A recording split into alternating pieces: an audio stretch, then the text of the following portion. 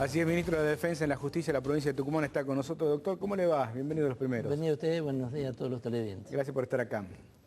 Antes de ir a tres temas centrales por cual lo invitamos, más que nada para aclarar por toda una polémica que se desató, por eso decíamos, llama la atención, pero debe tener alguna explicación y lo queremos saber por parte de las autoridades, que es el tema de la ficha médica. Pero antes de ir a eso, usted es la cabeza del Ministerio de la Defensa, Ministerio Pupilar, en la justicia tucumana. ¿Qué es el Ministerio de la Defensa? Hay mucha gente por ahí que no sabe cuál es el rol, a pesar de que ya tiene un tiempo, casi un año ya, usted al frente del Ministerio, pero no saben cuál es el rol.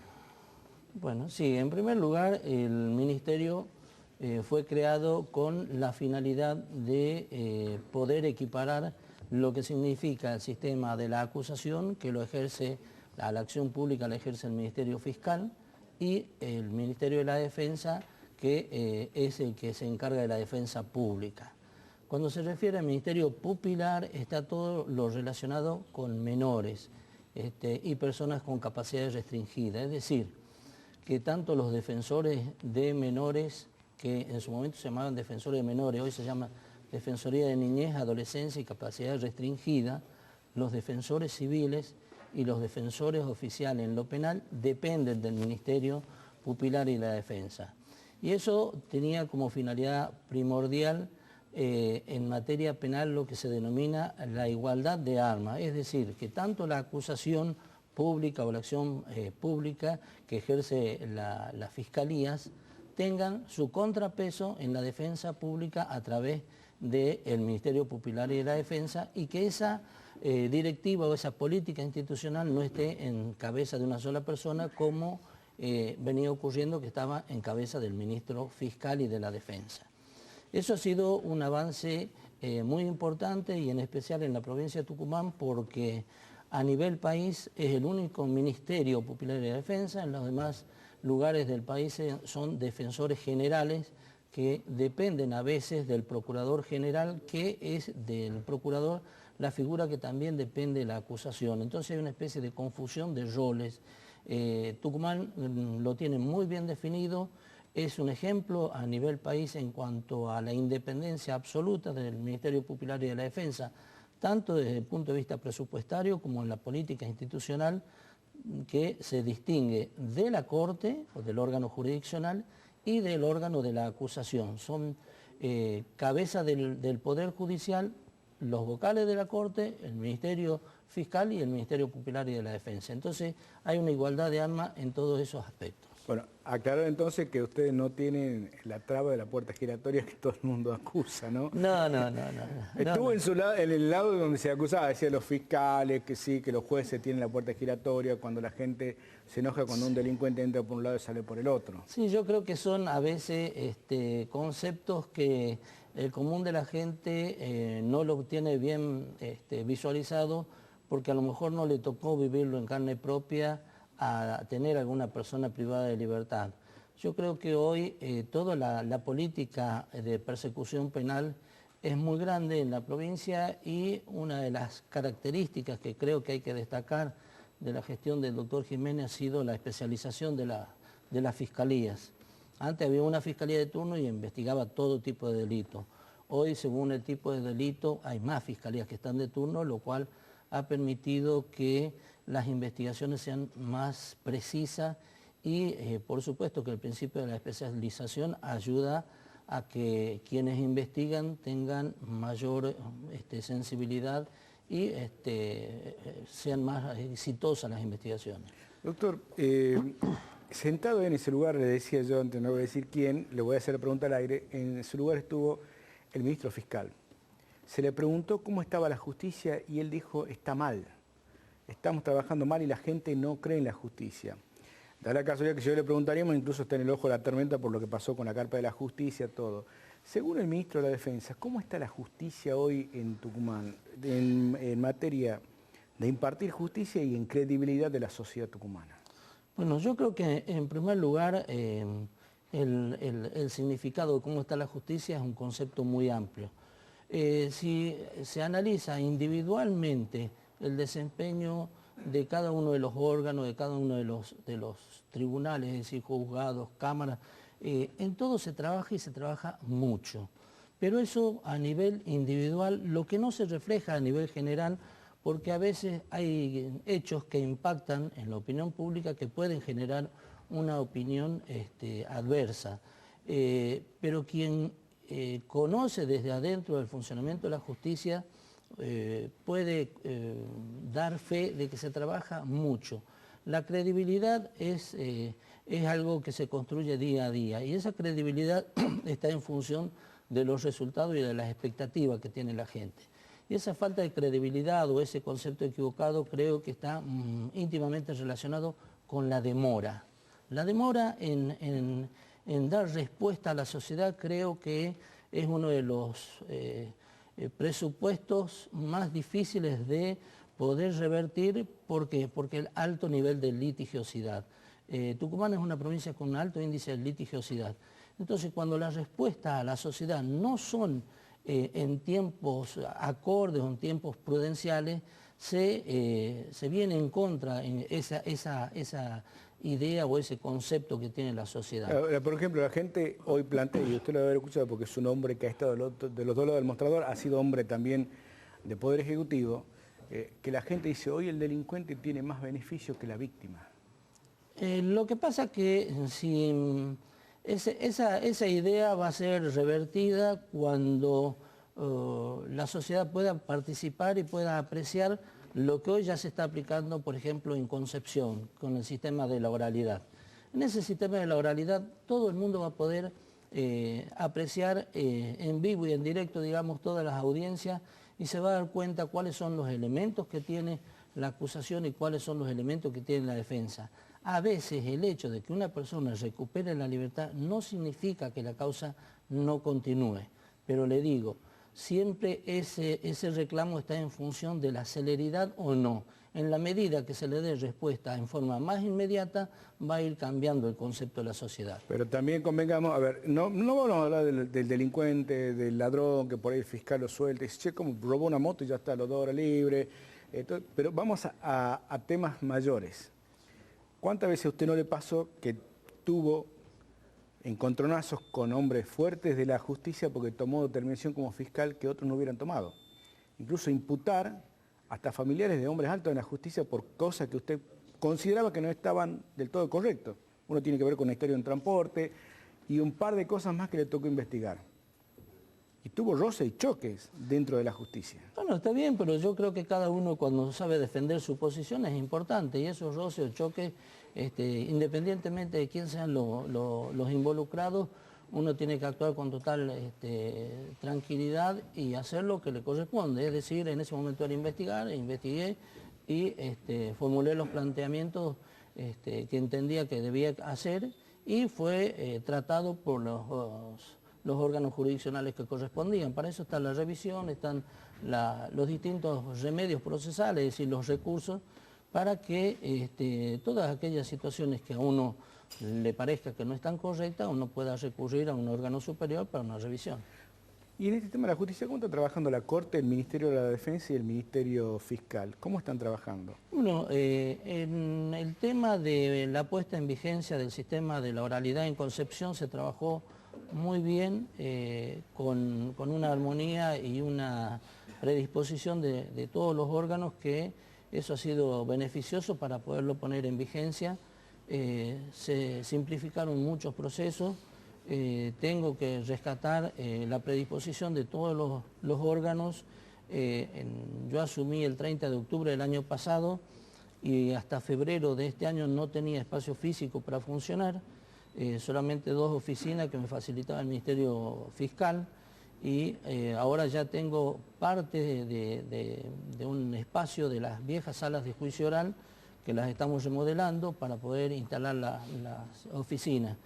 Y se armaron distintos equipos de trabajo, tanto por parte de la Fiscalía como de la Defensa y los jueces, quienes iban a integrar el Colegio de Jueces, y la verdad que se simplificó muchísimo y desde el punto de vista de la defensa aporté un equipo interdisciplinario que estaba compuesto por psicólogos, psiquiatras, médicos, trabajadores sociales y 14 auxiliares de defensores que fueron los que ayudaron a descomprimir todo esto porque en Concepción había un solo defensor penal, la otra defensoría estaba vacante y los defensores civiles estaban subrogando. Ahora, digo, para trabajar en equilibrio se necesitan reuniones, se reúnen la Corte, el ministro fiscal y el ministro de la Defensa.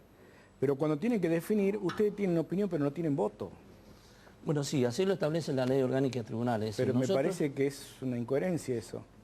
Habría que hacer el planteamiento para que desde el punto de vista legislativo se modifique eso. ¿Hay ¿no? un planteamiento sobre ese tema? No, porque la Corte está en un proceso de renovación y yo creo que con los nuevos integrantes puede haber una visión mucho más amplia de cómo tiene que funcionar el debate dentro de la Corte. Tenemos participación en las reuniones de Corte con voz sin voto. Pero claro, cuando se reúnen. No hay fecha de reuniones de acuerdo fijadas expresamente. Está bien, doctor, pero no lo va a decir usted, pero tendrían que reunirse más periódicamente por la necesidad de la gente y la necesidad misma de la justicia, de dar otra imagen de la justicia. Sí, Corríjame, no lo quiero poner en aprieto, pero corríjame. No se da una reunión completa de la Corte porque no están todos los miembros desde noviembre. ¿Tengo el dato cierto o no? Así es, yo en noviembre del año pasado, apenas asumido, solicité una reunión con la Corte en pleno a los fines de tratar la problemática de la defensa. La reiteré al pedido de reunión de la Corte y el presidente de la Corte me contestó que no podía celebrarse esa reunión porque no tenía la integración de Corte en forma permanente. Pero es natural que se trabaje cada, como diríamos, perdón la expresión de pueblerina, cada muerte de obispo se reúnan los 7 miembros para ir trazando o delineando los trabajos de la Corte. Me parece que tendría que ser mucho más periódico. Bueno, ya eso es responsabilidad de la Corte, por eso yo le digo, con la nueva conformación de la Corte creo que se va a entender la vigencia de la Ley Orgánica de Tribunales, donde dice que los miembros del Ministerio Popular de la Defensa y del Ministerio Fiscal participan en las reuniones de acuerdo de la Corte con voz y sin voto. Es decir, que nosotros somos integrantes del Poder Judicial y por lo tanto cabeza del Poder y estamos equiparados a vocales de Corte y esa es la finalidad y ese es el objetivo que se tiene que cumplir. Perdón, me está diciendo que porque de 7 miembros, si falta uno, no pueden sesionar porque tienen que estar los 7. Las reuniones de acuerdo tienen que celebrarse con la mayoría de los miembros para que haya quórum. Pero la respuesta del doctor Ponce es esa, que no podía celebrarse esa reunión porque no tenía integración de Corte. Le deseo suerte entonces, doctor. En algún momento se van a reunir. Y el otro tema central al que íbamos, el tema de los requisitos para ingresar, que era el tema que lo convocamos. Queríamos saber un tema más de la Corte, por eso le preguntamos cómo era la historia. Veía una serie de declaraciones juradas que tienen que hacer de orden médico y nos llamaba la atención algunos temas. Por ejemplo, preguntarle si toma café, si menstrua, cuándo menstrua. Después me dijo usted en línea privada que en Córdoba hasta se le pregunta si es un eyaculador precoz, no sé qué tendría que ver el tema. Por ahí chocante hablar esto en la mesa de café con tal los papás desayunando. Si abortó, si es menopáusico o no, digo. Y uno dice, es violatorio de la intimidad que le pregunten a alguien para trabajar en la justicia esas cuestiones que son privativos de uno. Está bien. En primer lugar le voy a decir que en esta declaración jurada de antecedentes médicos no es exclusivo de la justicia o del Ministerio Popular de la Defensa. Se exige en todos los organismos cuando se va a ingresar, se hace un examen preocupacional y en ese examen preocupacional la historia clínica de todos los antecedentes médicos, de enfermedades, si pueden haber enfermedades de transmisión o enfermedades crónicas, bueno, una serie de cuestiones de carácter médico. Cuando se crea el Ministerio Popular de la Defensa, muchos de los empleados que eran parte del Poder Judicial, porque era el Poder Judicial y después el Ministerio Fiscal, pero todos dependían de la Corte, ellos tienen sus legajos en la Corte, en Secretaría Administrativa de la Corte. Esos legajos se conservan en ese lugar y no se transfieren, no se pasan a los nuevos organismos. ¿Y por qué? Por una cuestión técnica muy importante que es, cuando se jubile la gente, tienen que certificarle, hacer la certificación de servicio en cada uno de los lugares donde se ha desempeñado. Entonces nosotros cuando se crea el servicio médico ocupacional del Ministerio, contábamos con el listado del personal, pero no teníamos los legajos y tampoco los antecedentes médicos. Entonces se hizo todo un trabajo en primer lugar de entrevistar a los agentes y de ahí se le explicó que se iba a hacer esta ficha a los fines de poder conocer detalladamente su historial médico. Ese historial médico, es declaración jurada, reservada y la maneja exclusivamente el Servicio de Salud Ocupacional del Ministerio. No tiene acceso a nadie porque está protegida dentro de la esfera del secreto profesional. Pero entiéndame como voy a la mujer y le dicen, ¿cuándo entró usted? Claro. Y medio chocante. Y si a nosotros, perdón la expresión, dice, ¿usted tiro largo o tiro corto? No. Lo que pasó es lo siguiente. Lo que pasó es lo siguiente. Como es muy completo, hace toda una serie de descripción de distintas patologías. Cuando los médicos lo entrevistaban a la gente, por ejemplo, decía, si ha tenido coqueluche. Usted no debe saber si ha tenido coqueluche o no. Entonces, los agentes le dijeron, ¿por qué no me lo deja el formulario? Yo le voy a preguntar en mi familia a ver si yo he padecido alguna de estas patologías o enfermedades que describe y después se lo acerco. Pero la finalidad era que el servicio médico en forma personal y reservada lo elaboraba. El tema de menstruación o no de las mujeres, ¿qué es lo que pasa? Que terminado el periodo de menstruación y empieza en el estado de menopausia, la mujer se aumenta el riesgo cardiovascular y se equipara al hombre. Y las enfermedades cardiovasculares son una de las grandes causas de muerte en la Argentina. Entonces cada una de esas preguntas estaba íntimamente relacionado con el estado de salud general de la gente. Y encontramos, por ejemplo, en esa primera intervención del equipo de servicio médico ocupacional, algunas sorpresas en las defensorías porque se trabaja con personas con estrés. El personal tiene estrés porque al fuero penal va mucha gente con muchos problemas y temas muy delicados. Entonces había un alto grado de personas con problemas cardiovasculares y teníamos hasta temor de que pudiesen ocurrir situaciones de muerte súbita. Entonces inmediatamente se han comprado desfibriladores para todas las oficinas que dependen del Ministerio Popular de la Defensa y están haciendo un programa de capacitación en RCP para todo el personal porque ante la eventualidad de que pudiese ocurrir un hecho tengamos como herramientas cómo solucionarlo. Y todo ese interrogatorio que está relacionado con el examen médico tiene que ver también con el ritmo de vida de las personas, si tienen sedentarismo, tabaquismo. Usted decía, por ejemplo, el tema de tomar mate, que a mí también me llamó la atención y le pregunto, bueno, dice, hay muchos casos que se producen problemas de esófago y no se sabe las causas y a veces es porque el consumo de mate o alguna bebida de esta naturaleza puede tomarse demasiado caliente y le genera ese problema y ellos tienen que buscar cuál es el problema de base. O el tema de las alergias. Una persona se descompone y tiene que saber más o menos el servicio médico que va a ser el que inmediatamente lo va a asistir si esta persona, si este paciente, si este agente sufre algún tipo de alergia, porque supongamos que sea alérgico a la dipirona y le tienen que poner dipirona, ahí sería complicado. Y además hay algo que es sumamente importante y que creo que no ha sido advertido por quienes lo han planteado a este tema, que esta declaración jurada es voluntaria. ¿Esto qué significa? Que la gente tiene la potestad de contestar o no. No es obligatoria, sino es voluntaria. ¿Y esto aquí queda en mano del fiscal o quién lo maneja? ¿El empleado, el secretario? No, eso queda un sobre cerrado en el legajo médico de cada agente en el servicio médico ocupacional del Ministerio. Los únicos que tienen acceso son los médicos cuando el agente concurre a ese servicio, supongamos para justificar una licencia, para pedir un tratamiento especial,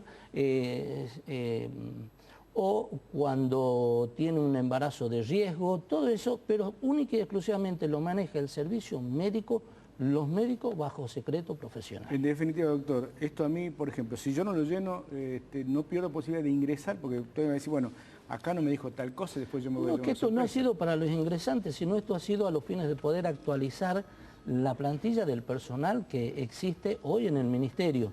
Y quienes ingresan se le hacen los exámenes preocupacionales que también lo tiene el Servicio de Salud Ocupacional de la provincia, el mismo formulario lo tiene la Municipalidad de San Miguel de Tucumán y en distintos lugares, inclusive Córdoba, a nivel de nación también. Es decir, cualquier organismo oficial le hace un relevamiento. Varían en algunos detalles, pero eso es lo básico que se pregunta. Doctor, le agradezco la visita y le dejo una última pregunta, a título personal. Digo, así como los empleados tienen, y también miembros del Poder Judicial, fechas de vacaciones, las autoridades máximas de la justicia tucumana, llámese camarista, corte, ministros, tendrían que tener una cantidad de fechas para viajar durante todo el año, estar fuera de la provincia, por más que tengan congresos, invitaciones, o eso es imposible. No, yo creo que está... Porque hay gente que la pasa más afuera que adentro. No, está en función de las distintas actividades que puede hacer. Yo, por ejemplo, he estado la semana pasada en Buenos Aires celebrando un convenio con la UBA, con la Facultad de Derecho, lo cual nos va a permitir traer todos los profesionales, todos los profesores de la UBA a capacitar en Tucumán, cosa que es mucho más económica celebrarlo con la universidad que hacerlo en forma particular. Y quiero darle un pequeño detalle y después le contesto esto. También hemos celebrado un convenio con la Defensoría del Pueblo, en donde la Defensoría del Pueblo en el interior de la provincia tiene distintas receptorías que están atendidas. Vamos a acompañar con la asistencia de un abogado que dependa del Ministerio Pupilar de la Defensa para que haga el abordaje primario, como son en materia de salud, los centros de atención primaria de la salud, esto en materia de defensa, de asesoramiento. Entonces esas personas van a asistir a esos lugares, se los va a asesorar cuál es su situación, si es una cuestión civil, si es una cuestión penal, si es una cuestión contenciosa administrativa. Se le va a fijar un turno abierto de 30 días para que una determinada defensoría lo atienda y además cuáles son la documentación que tiene que presentar en la defensoría. Eso se llama una derivación responsable, es decir, que desde el mismo momento de que esta persona requiere la asistencia de la defensa pública, va a estar asesorado y va a dejar de andar peregrinando de mostrador por mostrador para ver si es una cuestión penal, si es una cuestión civil, quién lo tiene que asesorar. Él ya va a estar perfectamente identificado quién es el defensor que lo va a atender. Y le hacemos una derivación por 30 días para que tenga ese turno cualquiera de esos días, a los fines de que por las condiciones económicas, a veces no tiene para el pasaje, a veces no tiene con quién dejar un chico, sea abierto y no pierda el turno por un día y hora determinada. Es un tema muy importante. Y con respecto al tema de licencias, todos en la justicia tenemos lo que se llama las ferias judiciales, que son en julio y en enero. Normalmente en los organismos así ya superiores se trabaja en determinados días en la feria y después se hace la compensación para que no queden esas oficinas sin atención. El tema de viajes y trámites siempre está justificado a través de una resolución y se tiene que explicar los motivos. Es decir, yo como ministro viajo, pero tengo que dictar una resolución cuáles son los trámites que voy a hacer. No digo me voy y hago comprar pasaje y cobro viáticos y no digo por qué. Está todo bien, pero 200 días afuera y 100 acá me parece bueno, que no yo creo como ministro. Por dar un ejemplo, poniéndolo está usted. bien, yo creo que si está ese dato habría que preguntarle a esa persona en especial que haga una rendición de cuentas por qué viaja tanto. Doctor, le agradezco la visita y espero que se pueda reunir la Corte con los ministros de una vez por todas para analizar lo que está pasando en la justicia. Muchas gracias. Y dígale al ministro Jiménez que lo estamos esperando, ya que lo voy a seguir. Bueno. Gracias. La palabra del doctor Washington Navarro Dávila aclarando este tema de los datos preocupacionales que involucran a las personas que ya está dentro de la justicia y que es voluntario, no obligatorio. Seguimos en la mañana los primeros con Guadalupe Alcántara. Gracias, Ángel, y lo que vamos a hacer es repasar.